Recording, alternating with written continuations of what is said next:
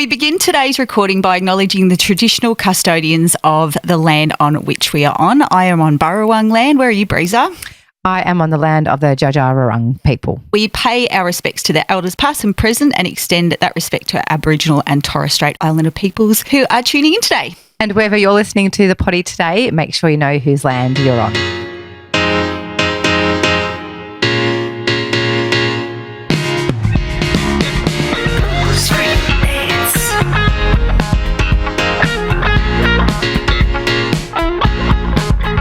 Join us each week for some booze-free banter about life without booze. If you're entertaining cutting back your booze by a day, a week, a month, or for the rest of your life, we would love for you to tune in. Buckle up and come along for a ride that may just change your life. If any of today's conversations have been triggering, please reach out to your local support centre in Australia. That is Lifeline 131114.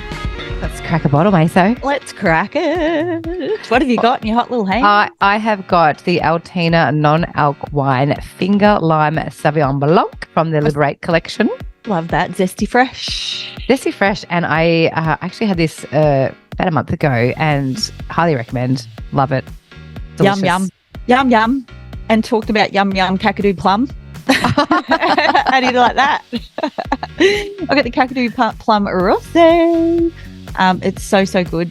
Best rosé. You're rating that as the best rosé. Yeah, I am as well. Yep, you've heard it first. Well, I said it the other week actually, but yeah, we called it. They've absolutely nailed the formula, haven't they? And what else have they nailed? Oh yes, they've also nailed a discount code for our listeners of 15% using the code BFB15. Where do they shop, Meso? At www.altinadrinks.com. Get it in your life. We love you, Altina. Thank you, Altina. Meso. Rita. How's the hands? I know, for our YouTube listeners, I hope you enjoyed our little theatrical move then. Little scoop. We have just been bantering with a very special guest. Yes, she's Lauren. Spoiler alert. Lauren Lakkin, who is the genius behind Smug alcohol-free cocktails, which we love. Love. And yeah, we were sort of saying at the end of the chat, like, I feel like we got to know Loz a lot better in our chat today. Yeah, we really did. I feel like we've known her, but then we really got to know her today. Do you know what I mean? Yes, that's how I felt as well. Yeah. So yeah, we peeled off some layers, and Loz is a moderator. So she's had bouts off the piss. Yeah. And she sort of landed now at moderation. So, yeah, she speaks about how she got to that point. She's had a recent camping trip sober.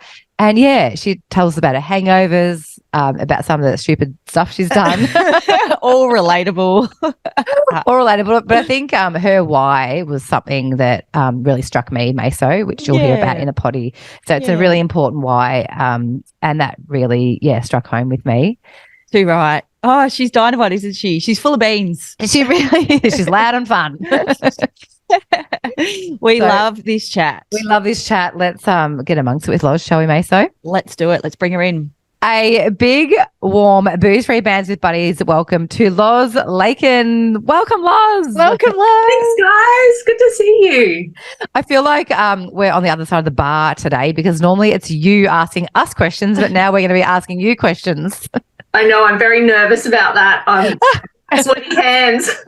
Now you know how we felt. Yeah, exactly. I think you know what you're in for. I know you've been a long time listener, first time caller, Loz. So we are going to throw you straight at the deep end and ask you for either a shame story or a confession session.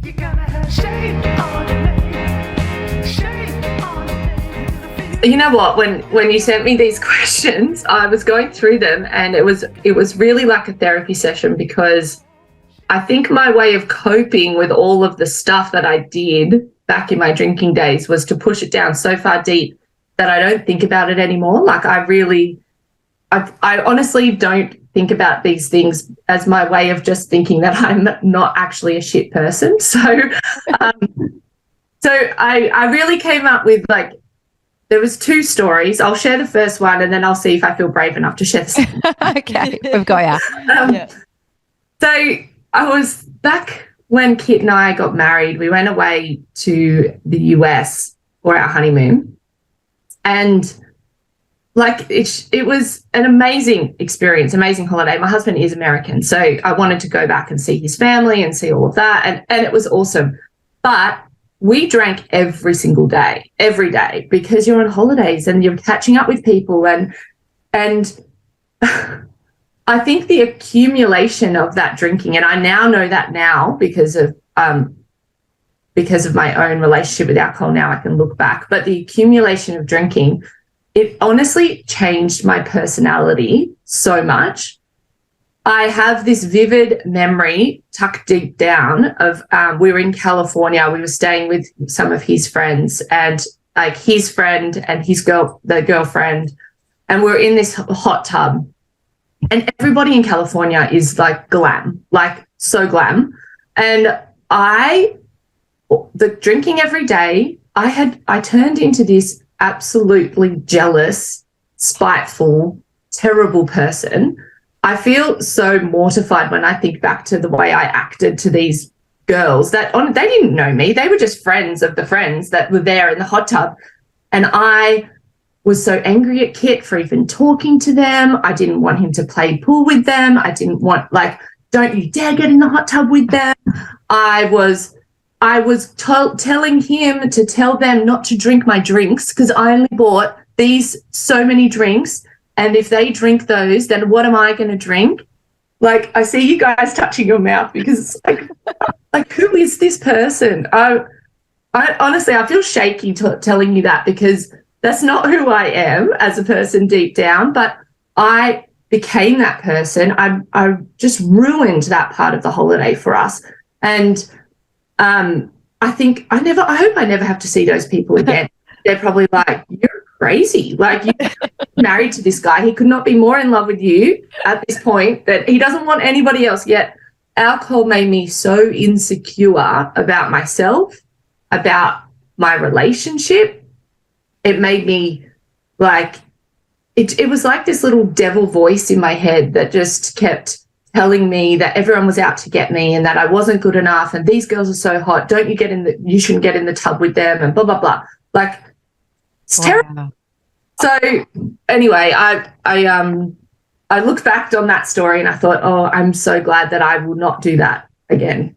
Yeah. That person again. Oh. And thinking, do you ever think, Loz, I wonder like what those girls actually thought of me? Like, because it wasn't you, like it wasn't the real you. I know, but they probably, like, if we ever said we're coming back to the States and like, oh, we'd love to see you guys again, they're probably like, oh my gosh, he is still with her. She's a psycho.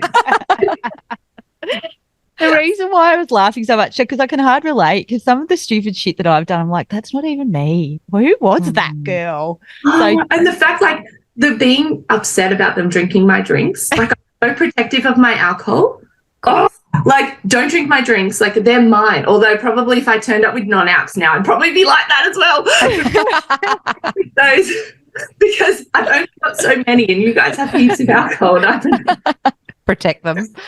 So funny you say that. It was at a Christmas family Christmas party that I went to once as well, and I noticed that the family were drinking my rosé too, and I was getting filthy about it. I was like, what am I going to drink? Even though there was still a plethora of alcohol, it was not my drink, and I was filthy about it. I just got fixated on it. And I'm like, yes. What am I doing? Yeah. Booze does crazy things. I hear you, girl. I hear you.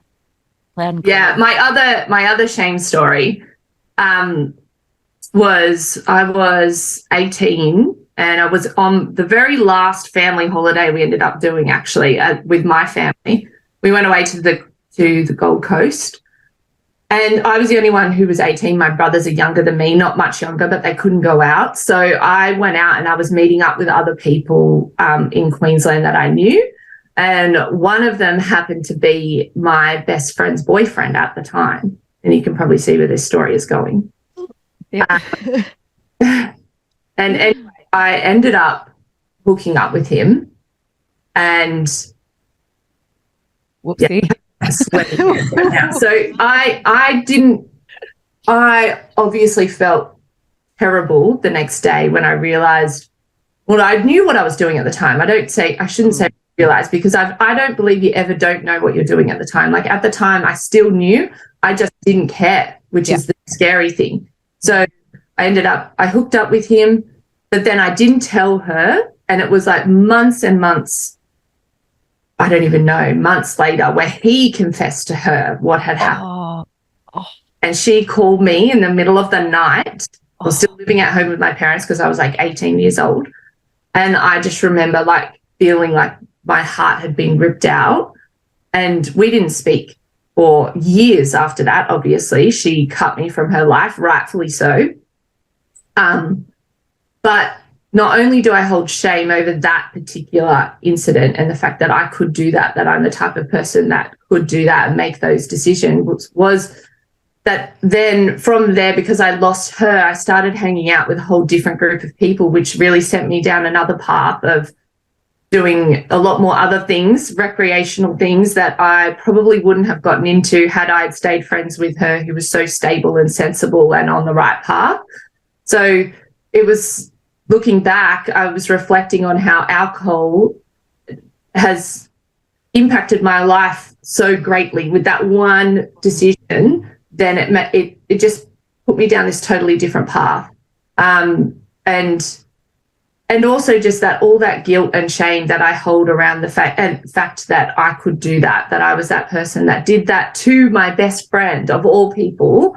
And I think I also have this funny thing about cheating now. It's very like sensitive topic to me because of that. That's then impacted my relationship with my husband, because I feel very insecure about when he's out or when he's doing things, because I'm like, well, if I could do it, then you could do it too. You know, I just have this level of insecurity because of. Wow, Loz. That's like that one night on the booze, the ripple effect that has had on your life. Exactly. That sounds huge. Like, yeah. And still now. Amazing that you've reflected on that. I know, but like I said, I've tucked that very deep down. I don't think about that anymore. Like I don't think about it, try not to think about it. Obviously it is there, because when I was, you asked me for these shame stories, it was like, boom, it just like, Moses, hello. And I was like, I don't know if I'm ready to talk about that. I don't know. Like, even that best friend, she's now my best friend again. We reconnected. And, she was my maid of honor at my wedding, and like, she's amazing chick to be able to forgive me, and we're very much rock solid, but we don't talk about it either. It's like this, like, we do. Yeah.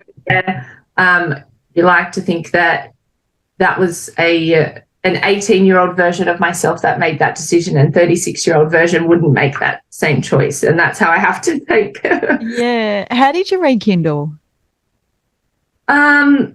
It's a bit of a sad story, actually, because we all went to the same high school, and another Lauren in our grade committed suicide, and she heard from a friend of a friend that Lauren had committed suicide, and she instantly thought it was me.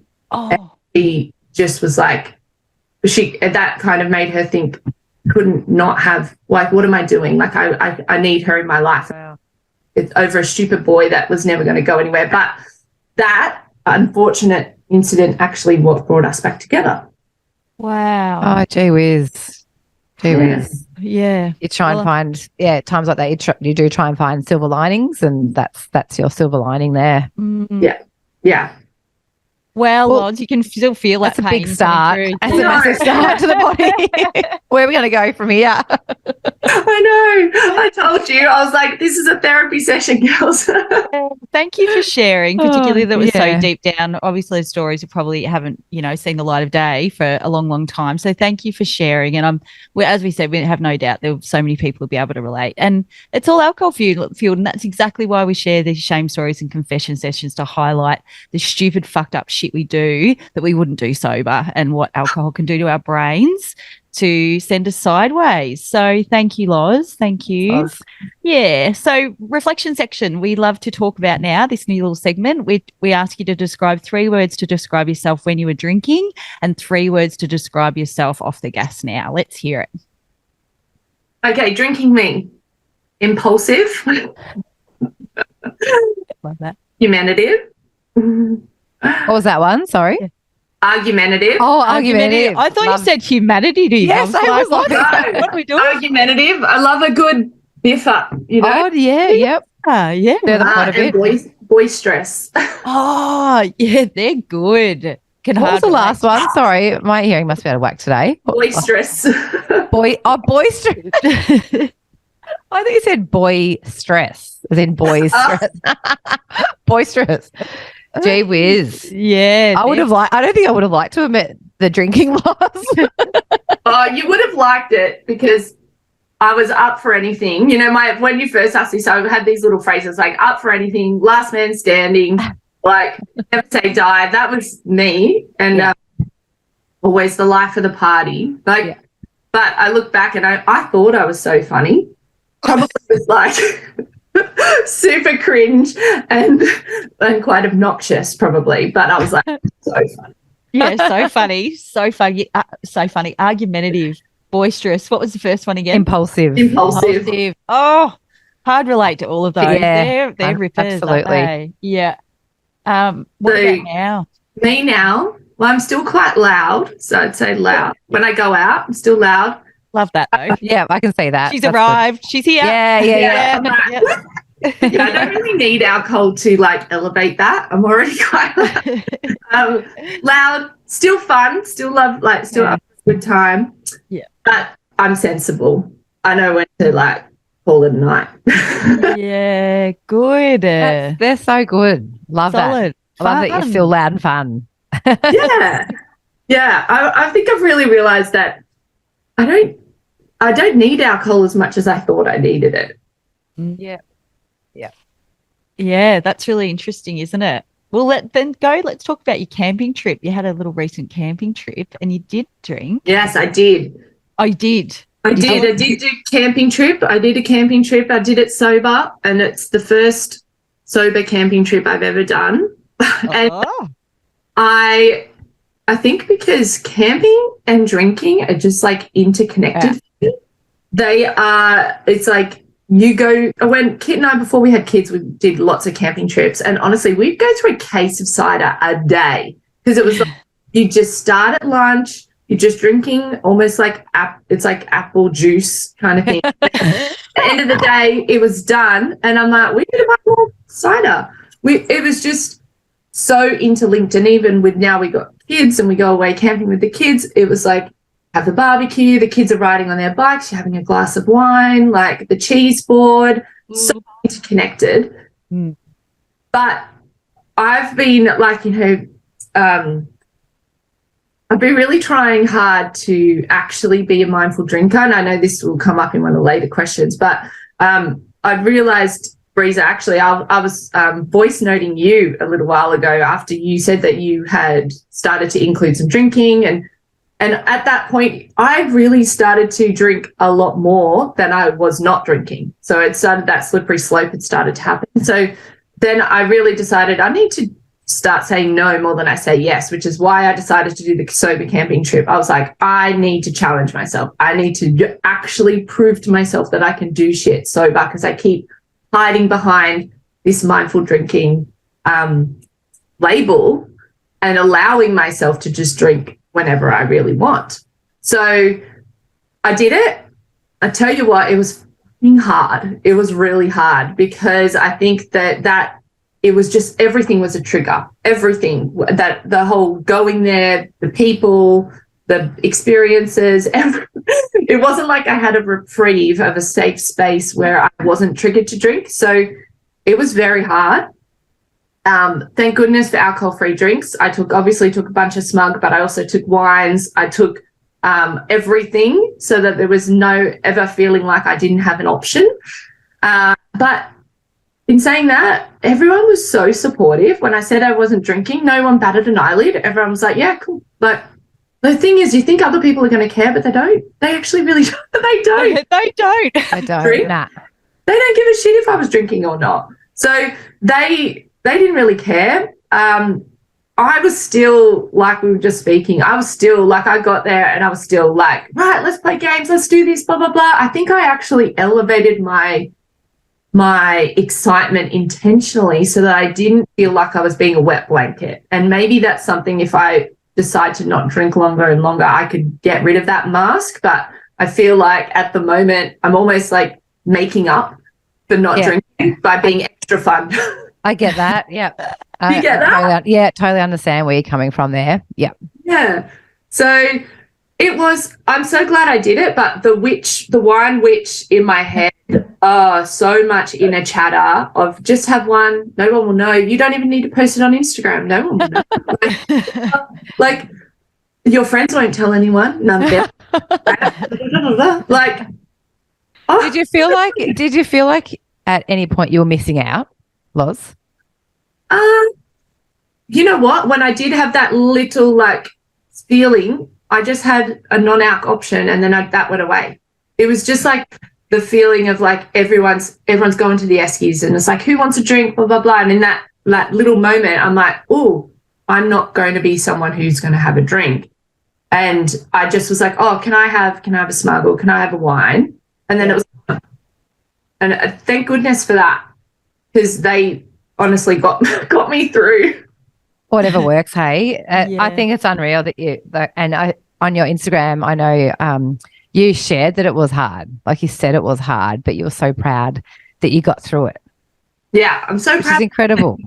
I think that building up those little things proves that it's like going to the gym and building a muscle, right? It's just like that those little wins prove to yourself more and more that you can do it, and that you don't actually need that crutch. So I'm really glad that I did it. And now I'm kind of like, oh, what am I going to do next? Like, what's going to be my next thing that I can like almost like tick off the sober bingo list? That's cool. We should make up one, a little sober bingo list. I like that. So cool. I like that. Well done, Loz. Because that was one of the things when we put a question out to our listeners, we said, what scares you the most about not drinking? And one of the answers was camping. Because it is a huge trigger. It just goes hand in hand, like you said. So, well, there's not much else to do. I know, but I'm just chilling out, sitting around. And a lot of I feel like not just camping, but if we think about why we drink in general, it's to fill boredom.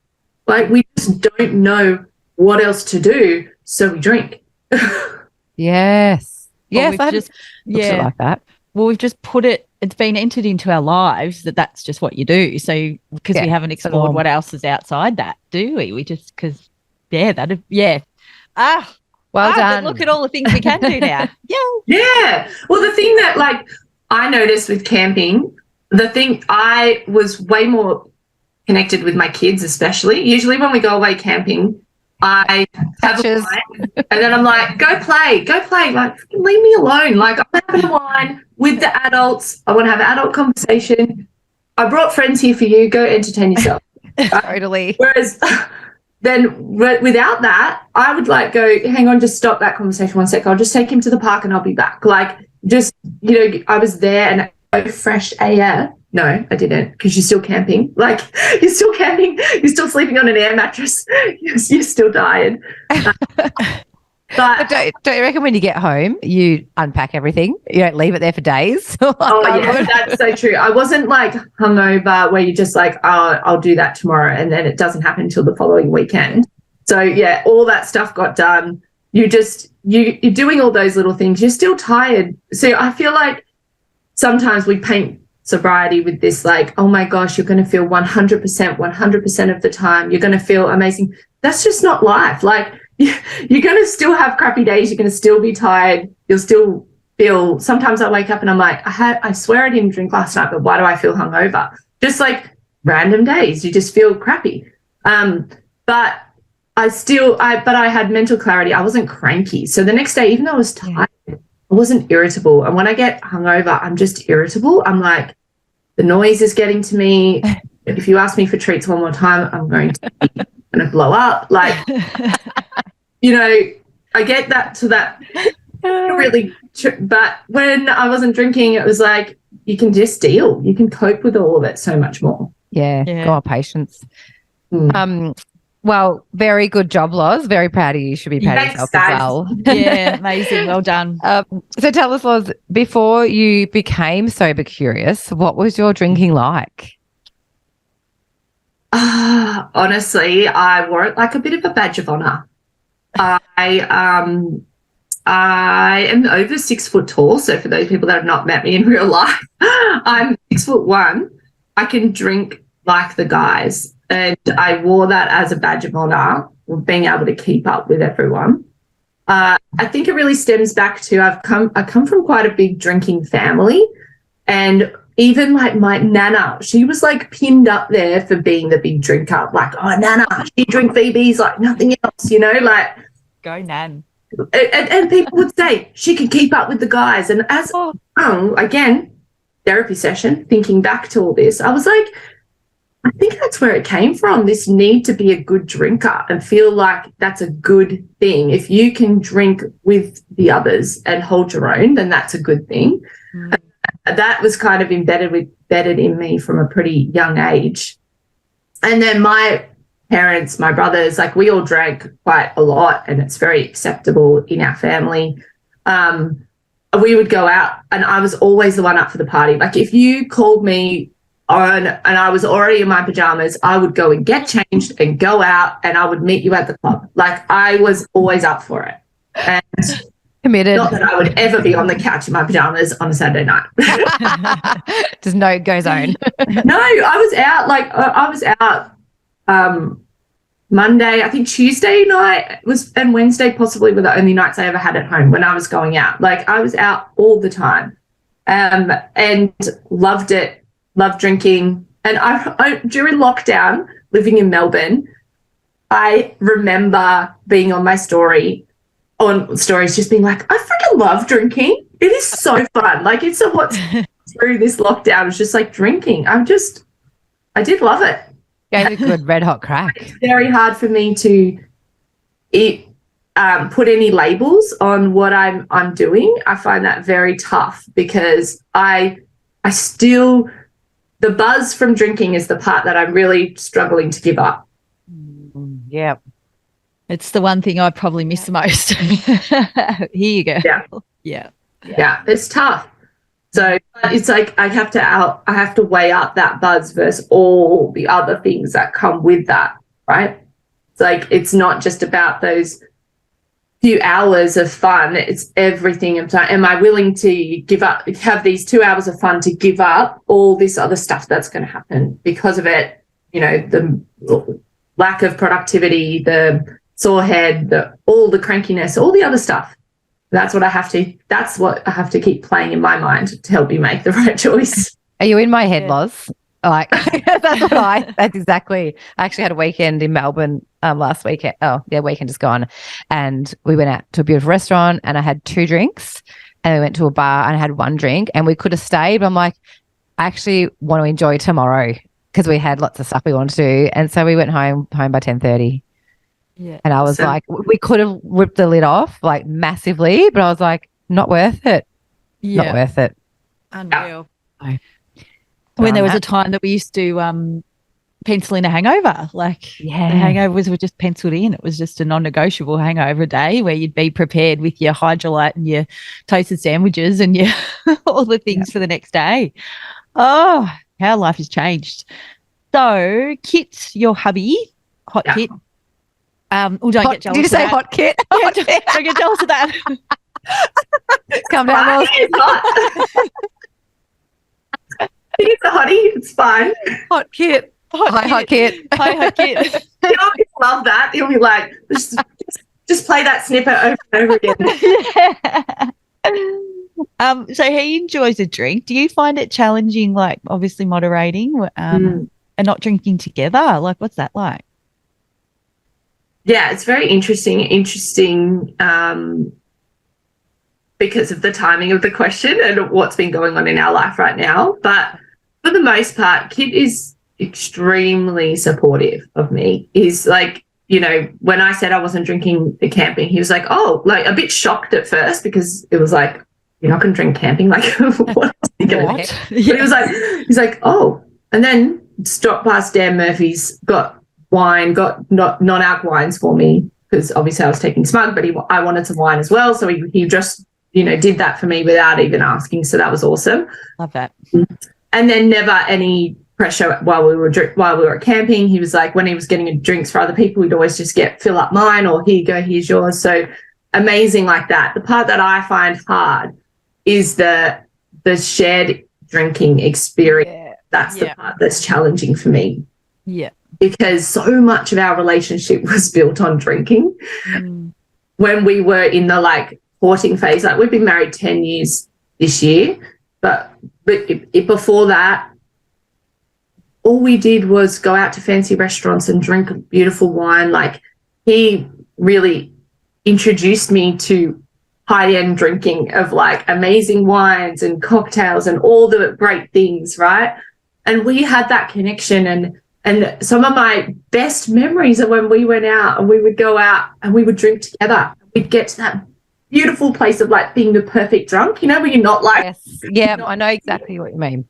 But you're just like connected, and I miss that. I do. Yeah. I miss that, because there is a little bit of this level of when he's drinking and I'm not, and I can't help but be like, you're just gotten to that a bit annoying stage, because I'm not at that level. I'm just not. I'm not there with it. So I find that really hard. And, you know, all of a sudden when he smells of booze and I don't, it's not as attractive when your partner smells of booze but you don't. But not so hot, Kit. What was that? Not so hot, Kit. Yeah. Stinking of booze. Yeah. But in saying that, like, he did 100 days dry year, which was awesome. It was so good. And I think he really did that to support, you know, everything that I had started. And it was amazing for him to see the impact that had on his stats. Like, he's that does the biohacking with the aura rings and all of that. Do you know about the aura rings? Yeah. So sleep and stuff. Yeah. So it tracks your sleep, it tracks your heart rate levels, it tracks your temperature and all this stuff. And he'd already been wearing that for months and months and months. But then when he did the 100 days, it was amazing to see his stats change. He didn't change. He already goes to the gym all the time, and he didn't change his food. So the only thing he changed was his drinking habits, and how drastically improved all of his results were in 100 days. It was real. And it was like hard data. It wasn't just like us saying, oh, I feel better. Yeah. Like data. So that was a massive eye-opener. The fact that he gets sinus issues and stuff, all of that was gone. All of that in the 100 days. So the part that I probably find hard now is when he chooses to drink and then he's like, oh, my sinuses. I'm like, that causes a bit of tension sometimes there. And I think when you know so much, or when you're trying to say, where I'm at right now, trying to say no more than I say yes, you feel like you're more acutely aware to other people saying yes, especially when it's your partner, and you're like, oh, you're drinking again. Yes. Again? Yeah. You become but I really, I have to try and check myself, because I never want to come from the place of judgment. Like, I have to think that it's my journey, my decision, my choices, and what I'm choosing for my body, not what I'm choosing for his body and his choices. And I think everyone needs to come to their own decisions on their own time, because being pressured to do something is never going to come with the outcome that you want it to come out with. So I am not anti-drinking. I still respect people that want to have a drink. I actually prefer to go out with people who are drinking than to go out with people that are not drinking. Like, I want people to be having fun around me and stuff, and then I can like lift that energy. Yeah, I know what you mean. I do know what you mean about when you're around people that drink, when they get to that nice sweet spot, as you said. Once they cross the line, like, okay, I catch you, I'm going home. But I know what you mean, that level.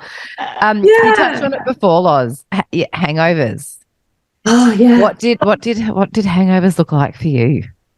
You know what? I think I got like different levels of hangovers, probably like everybody, where you've got the like, I always, probably without a doubt, even on like 1 or 2 glasses of wine, don't feel like I feel like I've had a drink. Does that make sense? Like, just that, like, you can just feel like maybe when you went out and you had those 3 drinks, you just feel like you've had a drink. You don't feel hungover. I look like I've had a drink. I wake up I know my complexion, I don't look fresh, versus if I hadn't been drinking, I wake up feeling and looking fresh. So yeah, that the whole vanity thing. Makeup doesn't even sit as well. Like, it's like your skin gets dried out, your makeup on as well, everything. So I have that level of hangover, and I'm just like, I just feel a little bit off. And then old Loz can come out sometimes, go real hard, and then I wake up and honestly can't function the next day. And so grateful that I've got a husband that will get up and do everything with the kids, because otherwise they would be fending for themselves, because I'm in the fetal position in the bed with a bucket beside me. And then not able to function for a couple of days after that. Like, brain fog and all of that stuff just can't click on. So, yeah, I feel like I've got different severities of hangovers, and at the time when I'm drinking, I know, gosh, I'm putting myself in that third degree hangover state, but I still choose not to stop. If I've gone past that point, like I said, impulsive, I sometimes just don't have that, you need to stop now. I'm like, I'm having too much fun. I'll worry. Future Lauren's problem. I'll deal with it tomorrow. Oh, those hangovers are the worst, aren't they, when you're ruled out for a day, and then the repercussions. I haven't done that in a while, I'd say, but I don't know if you saw it on our Instagram of probably 18 months ago. I remember it was Christmas. It was Christmas drinks, wasn't it, with friends? I think it was around that time, like November. It was friends. Was like, we hadn't done a big friend thing in ages. I remember I was wearing orange pants and a black top. I just like and I gave myself one of those hangovers, like, and that's why it was 18 months ago, because they stay with you for that, like, they scar you, don't they? Yeah, they really do. Oh, so is that how you became sober curious then, Loz? How did you dabble in the world? You know what? Honestly, the reason this all happened was I was living in Melbourne through lockdown, loving drinking, making cocktails every day. Dan Murphy's, as you guys know, you live in Melbourne. Dan Murphy's was the only thing that was open. So I would go there and I would buy these amazing, like, all these liqueurs and stuff that, like, you never use except if you're making that one cocktail. And I would go and buy all these things. And then I would make these fancy cocktails, and we would order providore. Providore was such a big thing. And we would order the fancy food, and I would make these great cocktails. And I was loving making these drinks. That's kind of what got me into cocktail making, stuff. But slowly, those cocktails, instead of starting, at 6 o'clock with dinner, well, I was starting them more towards lunchtime, and the drinking was then starting at lunchtime, and the drinking habit was getting every day. I was drinking through lockdown, but it never impacted. I still got up and trained in the gym. I still I wasn't impacting my life to the point where I felt like I needed to rein it in. It wasn't until we then moved back to Sydney. So we leave Melbourne, move back to Sydney, do 2 weeks quarantine in Sydney. Obviously, I drink every day to get through 2 weeks of quarantine as well. Like, the daily drinking habit just followed me. I was changing the location, didn't stop it. And then you're back in Sydney, everyone wants to catch up. Everyone's like, you're back, blah, blah, blah. And so there's always a reason to drink. So that just kept going. Again, though, not impacting my life. If you saw me, it would be fine. I might even be just having one glass of wine a day. It wasn't like I was getting wasted every single day, but it was every day. And then my dad, all of a sudden, my dad ended up in ICU, and he went from being completely normal, completely fine. My dad was a great big drinker, but never an alcoholic, never not able to do everything in life, but he was a great, like the rest of us in the family, right? We all just like to drink. But overnight, I get a call from my mum, and she's like, your dad's in hospital and he's in ICU. And I was like, what do you mean? Like, what do you mean dad's in ICU? And she's like, yeah, he's had a pancreatic attack. And I was like, I don't even know what the pancreas does, or what is that? And she's like, oh, well, it's can be caused from too much drinking. They don't really know what it's being caused from for dad, but he's not well, and all of his organs started to shut down.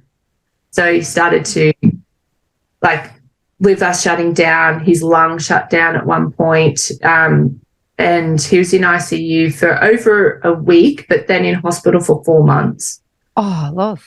Had multiple operations. I don't know how many, but he had an operation every week for a period of time, every week, to try and fix the cyst that had formed on the pancreas, and his pancreas had started to die. And if your pancreas completely dies, you can't live, you die.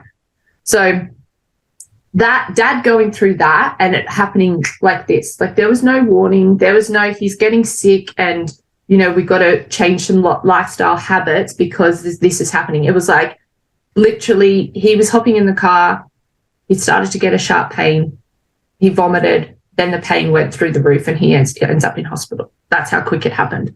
So that was very scary to me because if Dad's in particular wasn't necessarily caused from too much drinking, but his body wasn't processing the alcohol the way that it should have been. So any small amount of alcohol just wasn't being processed correctly for his body, and also too much fat as well. So too much fat in his diet and as combined with the drinking caused this. But I started to go, this could happen to me because I'm drinking every single day. And I don't want this to happen. And this is also hereditary. And when they say hereditary, I think it's because most of the time our drinking habits are quite hereditary. You know, we drink because of the way our family's drunk, and we have lifestyle choices and diet choices because of our family as well. So obviously those things are going to be passed down.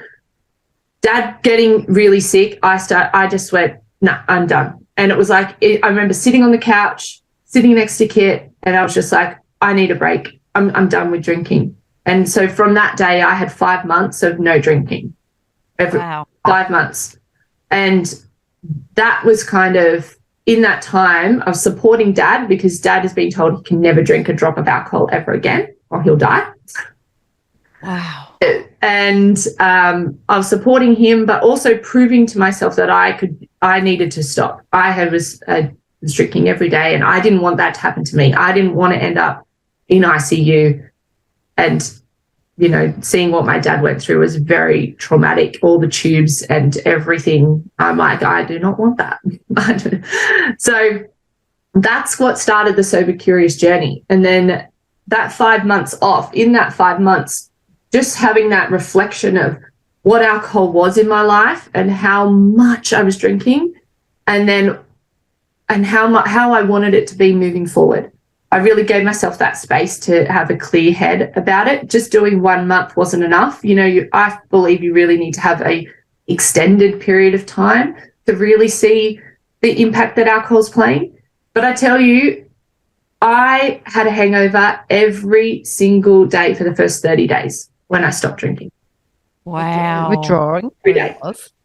And in that time, I said to myself, I understand why people go back to drinking, because I knew that if I just had a drink, that headache would stop, or that nausea would stop. And now I think I was actually detoxing. Yeah. Yeah. I had way more toxins and in my body than what I really gave myself credit for. But I never have considered myself to be a problematic drinker, but obviously I was, because I felt really rubbish for 30 days. And I remember then all of a sudden I woke up one day and I didn't feel crap. And I was like, whoa, okay, wow. Like, I was waiting for this day to happen, but it took so long. It wasn't like I just stopped drinking and I felt great. But yeah, that 5 months, and then just seeing Dad, that's kind of when I got into alcohol-free drinks as well, because I did that break and then I started to look for other things. And Dad, obviously, it was a way for me to kind of connect with Dad. He was looking for something because he'd gone from really enjoying big red wines to now like thinking I can never drink again, and how can I still like enjoy that experience that he'd loved so much. So he was looking at alcohol-free drinks too, and we kind of were just connected and talking about that kind of stuff. I can't think of a better reason to stop drinking, Laws. Like your health is your wealth, isn't it? And the fact that it can just happen so quick. That's the scary thing. Yeah. Yeah. How's your dad now? Dad's pretty good now. Like that was 2 years ago now. So the two years ago is a new normal for him. Yeah. Normal. Yeah. It's like he's dropped a bunch of weight. He looks fantastic on the outside, but he's still in a lot of pain and still something that you always monitoring, always conscious of what you're eating and stuff like that. So it's a new normal. Yeah. He's pretty good. Oh, what a beautiful way to connect though. Absolutely. And to have that support for your dad as well, to showing him that he wasn't alone, to not, because that was a big part of his identity, obviously, from the sounds of it, that drinking and the family as well, way of connecting. So, but then you've also now gone and created an alcohol-free cocktail. So tell us about the Smug journey, why it started, where it's going, what's happening with it. Because we're your number one fans. It leads on from that story, right? So in that 5 months, I started looking at alcohol-free drinks, and I'd say probably Dad and I are pretty similar kind of taste. We always love the big reds, the black, a strong cocktail, like all these. So started looking at alcohol-free drinks, and I was like, oh, this tastes like water. This is like soft drink, like what is like botanical. I was like, I don't even know I can't even pronounce that name. I don't know if I'm going to like it. So I was looking at that stuff and I was like, oh, I just didn't like anything. Personally, I really wanted stuff that still tasted like alcohol because I still liked all the alcohol stuff. I just didn't want all the negative stuff and negative impact. So that's what kind of led me down the journey of starting Smug. And obviously I was loving making cocktails. I still wanted those amazing cocktails that I love, just without the alcohol. So when I looked on the market, there was nobody doing what now we've done with Smug, which was create things that actually tasted like alcohol and tried to match flavor profiles, tried to match the heat, the warmth, the texture, all those things that I thought were missing in the non-alc category. That's what I wanted to create when I created Smug. So yeah, it was really all came out of Dad going through all of that.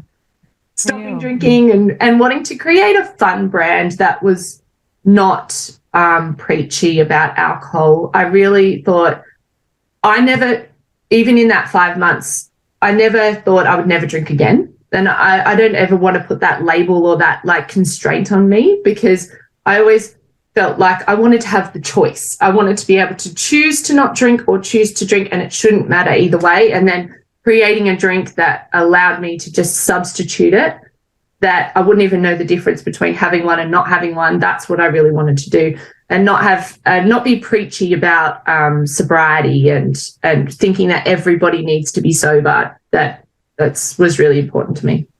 And I love that about your brand, Laws, because that's where I first stumbled across your brand on Instagram. I'm like, oh, I love this messaging. I just thought it was very relatable. As we've been recording too, I've been drinking the margarita, but it's not the new. I know you've got a new formulation. Is that right? In the margie? So I'll have to send you some, because I know you're very keen to try that, because I love the margie from day one. So if it's getting better and better, I'm like, I am in. Yeah. Where can people find you, buy it? Tell us your flavors. Oh, okay. So I've got 4 flavors: margarita, mojito, Osmo, and Bellini. And you can buy them from smugaf.com.au. I've actually got them all here behind me. I should have put them on display. Yeah, I've got them here. One of my friends, her favourite is a mojito. She loves the mojito. Oh, really? Yeah, yep. She froths over the mojito. I reckon she bought a slab of it. But yeah, shop up at Smug. And you're also doing markets in the local area in Sydney, aren't you? You pop up from time to time. Yes. Yeah, we're doing markets. I don't know when this recording will be released, but we're at the Cork and Fork this weekend. Okay. Yeah, it'll miss it. Yeah, that's what I thought. I was like, I don't know. It'll be sometime in July. So anyone doing Dry July. Dry July, yes. Yeah. Seriously recommend putting these in your tool belt for Dry July. Yeah, giving out some free candies to go with if you buy the mixed. Like the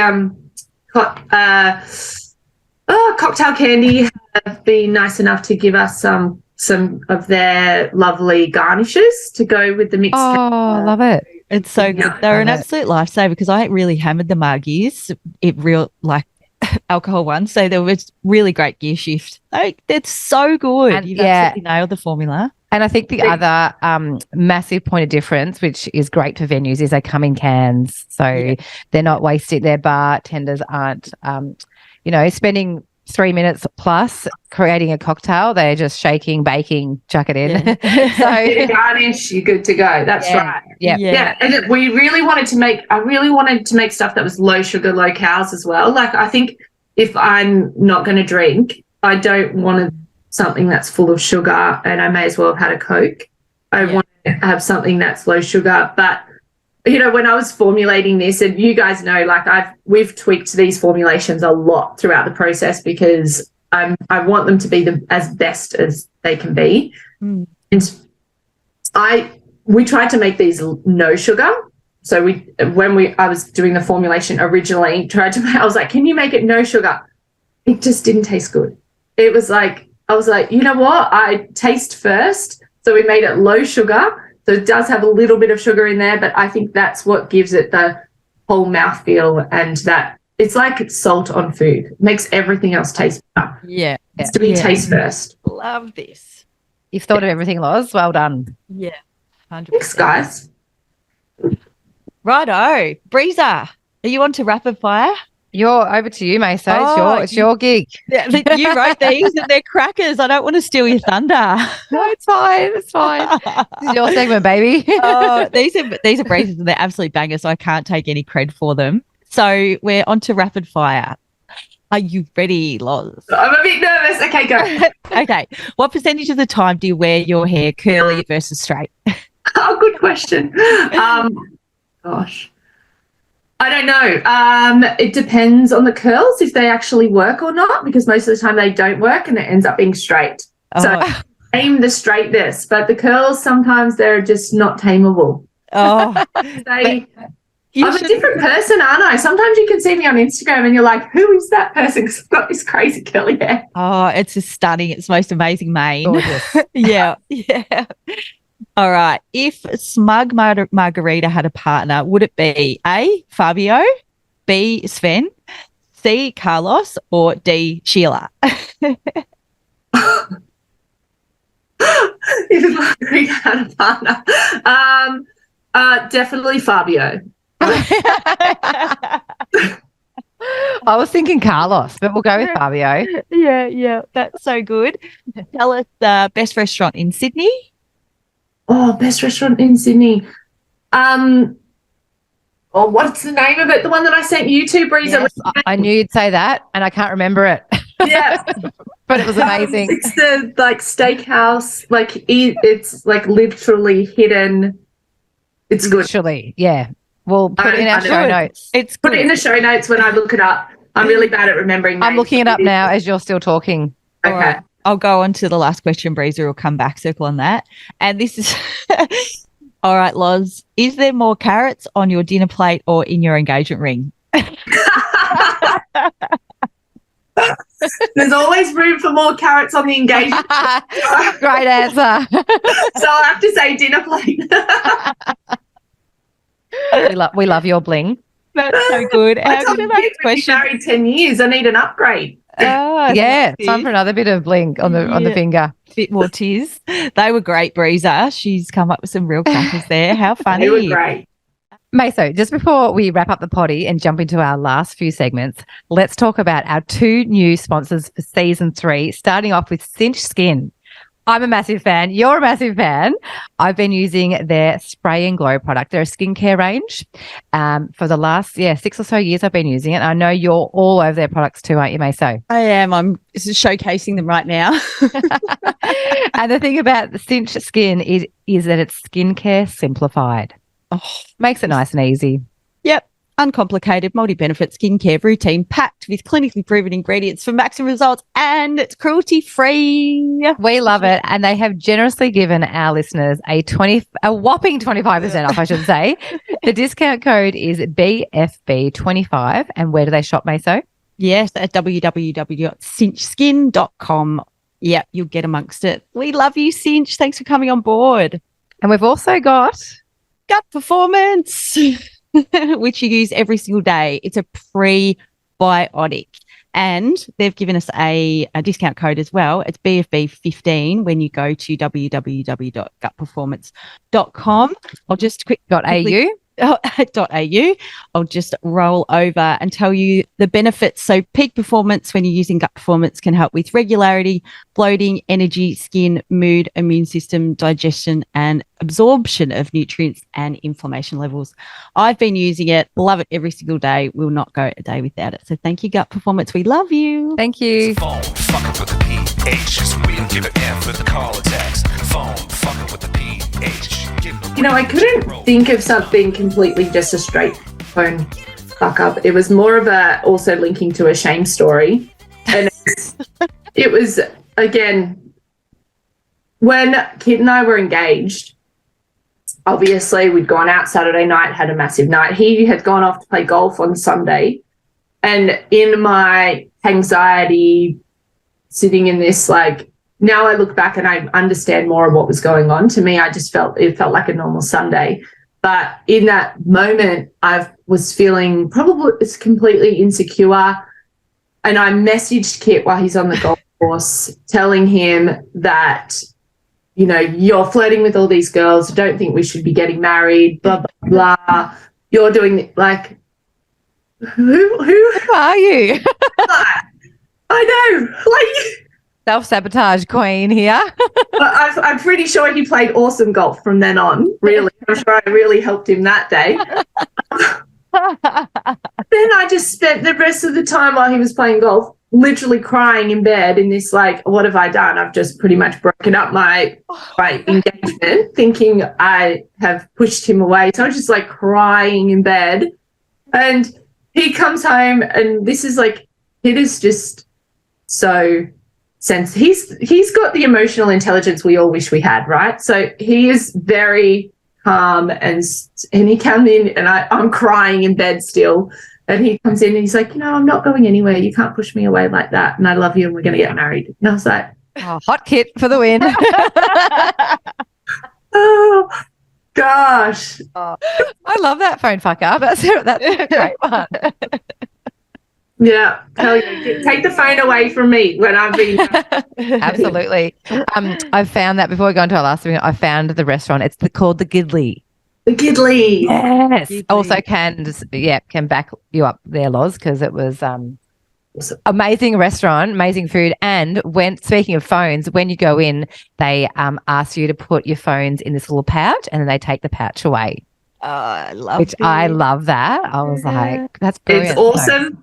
But also how much, for me, it made me feel so nervous because I'm so attached to my phone, and then not having your phone there, you're like, but what if? What if there's fire or my child's abducted, or, you're there for 2 hours. Nothing's going to happen. But it's amazing how, we all lived in a world without a phone, but now you take it away from us for a little bit of time and we can't function.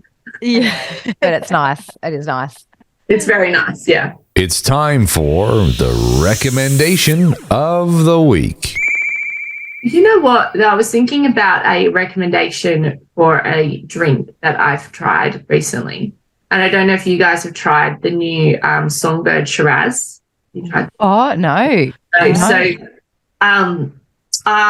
Lexi sent me some and I tried it. It's really lovely. And it's really lovely and easy drinking, but it has these nice amount of tannins that feels more like a Shiraz than the softer kind of reds. So I do recommend giving that a go. The other thing that I recommend personal development wise, I love listening to audiobooks, and I'm listening to a book and I've been listening to it on repeat, and it's really having a big impact in my life, is a book called Change Your Paradigm, Change Your Life by Bob Proctor. Okay. And it's an interview style. It's very easy to listen to if you're somebody who likes listening to things.